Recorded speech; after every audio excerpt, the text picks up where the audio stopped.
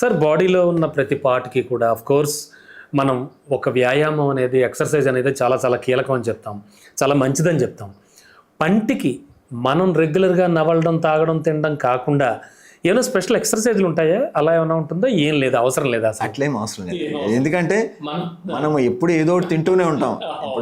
ఇప్పుడు మన నోరు ఎప్పుడు ఖాళీగా ఉండదు. సో పళ్ళకి స్పెషల్ ఎక్సర్సైజ్ అక్కర్లేదు. మన నవ్వులేదే సరిపోయిందండి. మార్నింగ్ బ్రేక్ఫాస్ట్ నుంచి స్టార్ట్ చేసుకొని లంచ్, స్నాక్స్, డిన్నర్ ఏదో ఒకటి నవ్వుతూనే ఉంటాం. So that is an exercise, that is enough అనమాట. కాకపోతే ఏంటంటే కొంచెం మనం పిల్లలకి కొంచెం ఆ డెవలపింగ్ ఏజ్లో మనం చెప్పేది ఏంటంటే వాళ్ళు కొంచెం కనుక గట్టి పదార్థాలు నవ్వులుతూ ఉంటే అట్లీస్ట్ బబుల్ గమ్ అన్న నవ్వులుతూ ఉంటే it gives some exercise for the teeth అనమాట. సార్ రూట్ కెనాల్ ట్రీట్మెంట్ అనేది ఎవరికి సజెస్ట్ చేస్తారు మీరు? అంటే పన్ను పాక్షికంగా దెబ్బతింటేనా, 50% పోతేనా, 3/4 పోతేనా, ఎలా? అదే దాని ప్రొసీజర్ ఏమిటి అసలు రూట్ కెనాల్? అట్లా మీకు ఇందాక ఎక్స్ప్లెయిన్ చేశాను. రూట్ కెనాల్ ఏంటంటే పన్ను పుచ్చిపోతే జనరల్గా ఏమైందంటే పుచ్చిపోయి లోన ఇన్ఫెక్షన్ రూట్ లోపల కనుక వెళ్ళిపోతే వాళ్ళకి పేషెంట్ పెయిన్ వస్తుందండి, తట్టుకోలేని నొప్పి వస్తుంది. సో అట్లాంటి కండిషన్స్లో మనం రూట్ కెనాల్ అడ్వైస్ చేస్తాం. అట్లా కాకుండా ఎవరికన్నా కొంచెం పళ్ళు ఏమైనా గట్టి కొరికినప్పుడు, లేకపోతే అన్నంలో ఏమైనా రాయి వచ్చినప్పుడు, పన్ను ఇరిగినప్పుడు, అట్లాంటి కండిషన్లో కూడా రూట్ కెనాల్ చేసి ఆ పన్నును మనం కాపాడాలి. ఆ పన్నును కాపాడాలి రూట్ కెనాల్ చేసి. సో వాళ్ళకి మనం రూట్ కెనాల్ చేసి ఆ పన్నును కాపాడి, ఈ రూట్ కెనాల్ ట్రీట్మెంట్ అంటే ఏంటంటే లోన రూట్స్ లోపల ఉన్న ఇన్ఫెక్టెడ్ డెడ్ టిష్యూ అంతా తీసేసి దాన్ని it's a non vital tooth అంటాం అనమాట. సో ఏమైందంటే ఆ నాన్ వైటల్ టూత్కి అట్లానే వదిలేసామనుకోండి, మనం బై మిస్టేక్ ఏమైనా కొరికినా సరే బ్రిటిల్తో అది ఇరిగిపోయే అవకాశం ఉంటుంది. సో రూట్ కెనాల్ ట్రీట్మెంట్ని మనం కాపాడాలి అంటే కంపల్సరీ దానికి మనం క్యాప్ అనేది వేయాలి. సో క్యాప్ అనేది వేస్తే అది సిరామిక్ కానీ జిర్కోనియం ఏది క్యాప్ వేసినా సరే అది ఏమైందంటే దాన్ని ప్రొటెక్ట్ చేసిద్ది ఆ పంట. దాన్ని వాళ్ళు మెయింటైన్ చేసుకుంటూ ఉండాలి మళ్ళీ. Sure sir, super sir. మీరు ఆల్రెడీ కాలేజీలో పిల్లలందరికీ చెప్పడమే కాదు, ప్రొఫెసర్గా, డీన్గా చాలా చక్కగా మాకు కూడా చాలా చాలా తెలియని విషయాలు చాలా చెప్పారు. అండ్ అంటే మనం నిత్య జీవితంలో చేసుకునేవే కొంచెం అవి తేడా చేస్తూ ఉంటాం, అవి చేసుకోకూడదని చెప్పారు. ఫైనల్గా మా తెలుగు రాజ్యం హెల్త్ అండ్ ఫిట్నెస్ ప్రేక్షకులకి దంతాలకు సంబంధించి ఎటువంటి సమస్యలు రాకుండా ఉండాలంటే ఎటువంటి టిప్స్ సింపుల్గా చెప్తారు? అంటే టిప్స్ అంటే ఏం లేదండి, ప్రతి ఒక్కళ్ళు మార్నింగ్ నైట్ 2 సార్లు బ్రష్ చేసుకుంటూ ఉండాలా. ఓకే, ప్రతి ఒక్కళ్ళు రెగ్యులర్ చెకప్ చేయించుకుంటూ ఉండాలండి. రెగ్యులర్ చెకప్స్ అంటే మార్నింగ్ నైట్ బ్రష్ చేసుకుంటూ ఎవ్రీ 6 months ఒకసారి, లేకపోతే 1 year ఒకసారి అన్న దగ్గరలో ఉన్న డెంటిస్ట్ విజిట్ చేసి, అంటే జనరల్గా 6 months to 1 year is fine అండి. అది చెకప్ చేయించుకుంటూ ఉంటే చాలా మంచిదండి. ఏమాత్రం ఏమన్నా ఇంట్లో వాళ్ళకి కానీ ఎవరికన్నా కూడా ఇనీషియల్ స్టేజ్లోనే పంటి సమస్యలు అంటే ఇమీడియట్ చెకప్ చేయించాలండి. ఏమాత్రం మనం దాన్ని డిలే చేస్తే మాత్రం అది మళ్ళీ సెకండరీ స్టేజ్, టెరిషరీ స్టేజ్కి వెళ్ళింది అనుకోండి, అంటే పన్ను రూట్ కెనాల్ చేయటం, మళ్ళీ లేకపోతే పన్ను తీసేయటం, ఆ స్టేజ్ వరకు వెళ్ళొద్దండి.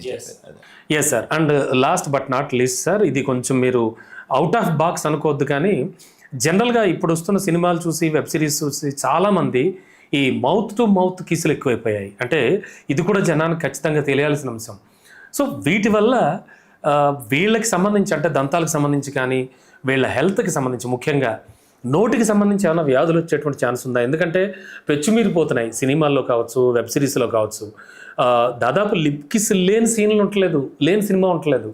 సో వీటి వల్ల మీరు అంటే సామాజిక అంశాలపై కూడా స్పందిస్తూ ఉంటారు, ఎందుకంటే ఖచ్చితంగా ఇది అందరూ తెలుసుకోవాలి, ముఖ్యంగా యూత్ అండ్ మోరోవర్ మిగతా వాళ్ళు. కానీ దీనికి సంబంధించి ఏం చెప్తారు సార్?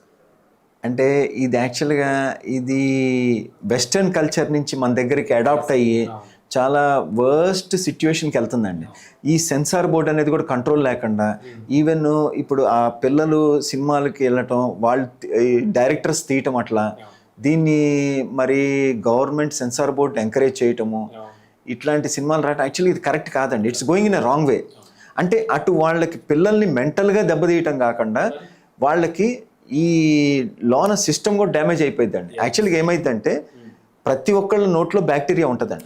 ఆబ్వియస్లీ బ్యాక్టీరియా ఉంటుంది. సో వీళ్ళు ఏమైందంటే ఎప్పుడైతే వీళ్ళు మౌత్ టు మౌత్ చేస్తారో ఆ సెలైవా ట్రాన్స్ఫర్ అవ్వటం వల్ల వీళ్ళ ఇన్ఫెక్షన్ వాళ్ళకి వచ్చే అవకాశం ఎక్కువ ఉంటుంది. ఇంకోటి ఏంటంటే మనం ఎక్కువ చూస్తాము, ఐదర్ మన హెపటైటిస్ కానీ వెరీ ఫాస్ట్ స్ప్రెడింగ్ అండి. హెపటైటిస్ బి, సి, ఏ, ఈ హెపటైటిస్ కానీ లేకపోతే ఎయిడ్స్ కానీ ఇవన్నీ ఏంటంటే ఈ మౌత్ టు మౌత్ దాని వల్ల స్ప్రెడ్ అయ్యే అవకాశాలు చాలా ఎక్కువ ఉంటాయి. సో మై అడ్వైస్ ఈజ్ వీలున్నంత వరకు అట్లాంటివి అవాయిడ్ చేస్తే చాలా మంచిదండి. వాళ్ళ హెల్త్ కండిషన్స్ వాళ్ళు తెలియక ఆ ఇమోషనల్ ఆ టైంలో ఆ ఫ్రాక్షన్ ఆఫ్ సెకండ్లో వాళ్ళు చేసే మిస్టేక్ వాళ్ళకి తెలియదండి. బట్ ఇట్స్ వెరీ డేంజరస్ అనమాట. And it is not advisable. ఏంటంటే అది మరి క్షణంలో వచ్చే భావోద్వేగంలో వాళ్ళు చేస్తున్నారు తప్పితే, కానీ అసలు అవతల హెల్త్ కండిషన్ యువతల హెల్త్ కండిషన్ ఎవరికి ఏం తెలియదండి. తెలియకుండా వీళ్ళు ఎక్స్పోజ్ అయిపోతున్నారు, విచ్ ఈస్ వెరీ డేంజరస్ ఆ ఇన్వాల్వ్మెంట్ అనేది. ఈవెన్ ఏంటంటే యాక్చువల్గా ఇది గవర్నమెంట్ నుంచి కంట్రోల్ చేయాలంటే ఫస్ట్ ఆ మూవీస్లో ఇట్లాంటివన్నీ కంట్రోల్ చేయాలి. డెఫినెట్లీ ఇది చాలా రాంగ్ సిస్టమ్. ఇప్పుడు ఇవన్నీ మీరు చాలా క్వశ్చన్స్ అడిగారు, నేను ఒకే క్వశ్చన్ అడుగుతానండి మిమ్మల్ని. మీరు జనరల్గా పొల్యూషన్ అంటే మీరు జనరల్గా ఏమంటారు? పొల్యూషన్ అంటే మీ పొల్యూషన్ అంటే పర్యావరణ అంటే కాలుష్యం అది రావడం, వెహికల్స్ నుంచి వచ్చే పొగ కానీ లేకపోతే బయట నుంచి పెట్టే పొగలు, ఇలాంటివన్నీ కూడా పొల్యూషన్ అంటే నాకు తెలిసి కాలుష్యం రావడం. మీరు చెప్పేది ఎయిర్ పొల్యూషన్ అంతే కదా సార్, అదే కనిపిస్తుంది. ఎయిర్ పొల్యూషన్ అంటే ఇంకోటి మీరు జనరల్ వాటర్ పొల్యూషన్ కూడా అంటాము, ప్లస్ మనం నాయిస్ పొల్యూషన్ అంటాం. డిఫరెంట్ వీటన్నిటికన్నా కూడా ఇప్పుడు ప్రతి మనిషి, ఆడవారు కానీ మగవారు కానీ ఎవరైనా సరే ప్రతి వ్యక్తి ఇబ్బంది పడుతుంది ఏంటంటే సెల్ఫ్ పొల్యూషన్ అంటామండి. సెల్ఫ్ పొల్యూషన్ ఏదో కొత్తగా ఉంది. ఏంటి సార్ ఇది? సెల్ఫ్ పొల్యూషన్ అంటే మనం తీసుకునే పదార్థాల వల్ల మన ఒంటిని మనం డ్యామేజ్ చేసుకుంటున్నాం. ఇవి ఒక మెయిన్ ఇంపార్టెంట్ ఒక 5 ఉన్నాయండి. అంటే బేసికల్లీ ఫస్ట్ థింగ్ ఏంటంటే టొబాకో అండి, పొగాకు. టొబాకో అంటే అది స్మోకింగ్ వల్ల కావచ్చు, గుట్కా, పాన్ ఏదైనా సరే టొబాకో వల్ల కూడా అది తీసుకోవటం వల్ల మనకి అంటే క్యాన్సర్ అనేది రావటం, అది కూడా మన సెల్ఫ్ పొల్యూటింగ్ డ్యామేజ్ చేస్తుంది. మన లంగ్స్ని కానీ మన నోటిని కానీ అన్నిటిని డ్యామేజ్ చేస్తుంది. పళ్ళు, చిగుళ్ళు, నోరు, లంగ్స్ అన్నిటిని డ్యామేజ్ చేస్తుంది టొబాకో ఒకటే. సెకండ్ థింగ్ ఏంటంటే మన జంక్ ఫుడ్స్ అండి. అంటే మనం తినే బయట ఆహార పదార్థాలు జంక్ ఫుడ్స్ అంటే ఇప్పుడు ఆ నూడిల్స్ కానీ, ఫ్రైడ్ రైస్ కానీ, ఈ chaat, panipuri, different materials and highly contaminated foods ఇవన్నీ. వాళ్ళు వాడే అందులో డిఫరెంట్ మెటీరియల్స్ కూడా అన్ని డిఫరెంట్ కెమికల్స్ అండి. సో ఇవి కూడా లాంగ్ టర్మ్లో క్యాన్సర్ వచ్చే అవకాశం ఉంటుంది. Second thing junk foods. The third one is actually మనము ఎక్కువ టైం మనము స్క్రీనింగ్లో పెడుతున్నాం అండి. అంటే ఇప్పుడు మన mobile screening which is బ్లూ-రే radiation అనమాట, చాలా డేంజరస్ అది. వాళ్ళు ఎక్కువసేపు కూర్చొని అటు ఫస్ట్ వీళ్ళకి దీనివల్ల డిసడ్వాంటేజ్ ఏంటంటే వాళ్ళకి ఫస్ట్ కళ్ళు దెబ్బతింటాయండి, తర్వాత బాడీ ఒబేసిటీ వచ్చేసింది. ఇంకోటి ఏంటంటే వాళ్ళకి అట్లానే కూర్చొని ఇటు హైపర్ టెన్షన్ వస్తుంది, ఇటు డయాబెటీస్ వచ్చే అవకాశాలు ఎక్కువ ఉంటాయి. ఇంకోటి ఏంటంటే వాటి వల్ల పిల్లలు పర్టికులర్గా డిప్రెషన్లోకి వెళ్తున్నారండి. ఈ మొబైల్స్ ఎక్కువ చూడటం వల్ల they are going to depression, anxiety పెరుగుతుంది, కోపం పెరుగుతుంది. వీటితో పాటు ఏంటంటే ఇంకోటి మోస్ట్ ఇంపార్టెంట్ వాళ్ళకి తెలియాల్సింది ఏంటంటే ఈ మొబైల్స్ వల్ల కానీ, ట్యాబ్స్ వల్ల కానీ, టీవీ వల్ల కానీ ఏమవుతుందంటే వాళ్ళకి ఎవరైనా చిన్నోళ్ళు కానీ పెద్దోళ్ళు కానీ లాంగ్ టర్మ్లో మెమరీ లాస్ వస్తుందండి. వాళ్ళు మర్చిపోతున్నారు. అంటే ఈ రేడియేషన్ వల్ల నర్వ్ డ్యామేజ్ జరిగిద్ది, ప్లస్ వాళ్ళ హెల్త్ కండిషన్లో కూడా నర్వ్ డ్యామేజ్ జరిగేసేసి మెమరీ లాస్ అనేది ఎక్కువ వస్తుంది. మనం చాలా ఎక్కువ చూస్తున్నాం.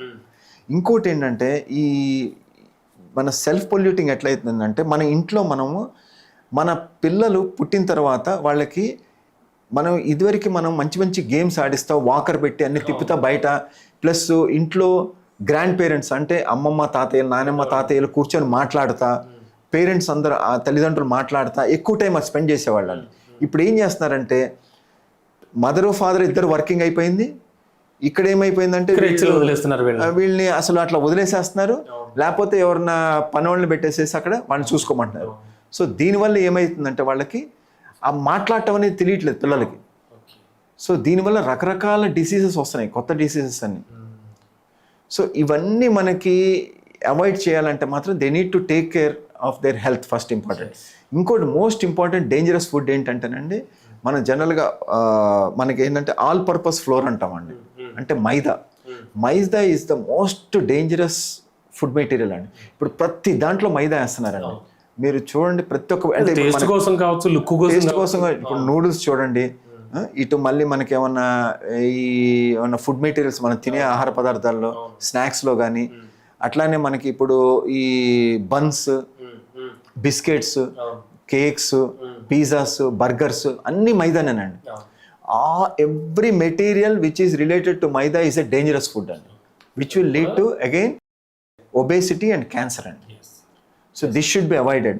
యాక్చువల్గా ఈ అవేర్నెస్ ప్రోగ్రామ్ అనేది మీ మీడియా వాళ్ళు తీసుకొస్తే చాలా సంతోషం అండి. I request all the media people to regularly give health education regarding the avoiding of the maida. Sure sir. And sir self pollution గురించి చాలా చక్కగా చెప్పారు. అసలు కొత్త పదం ఎవరు తెలియదు, ఖచ్చితంగా మనం జాగ్రత్తగా అయితే ఉండాలి. Thank you sir, thank you so much. చాలా చక్కటి విషయాలు చెప్పారు. Thank you sir.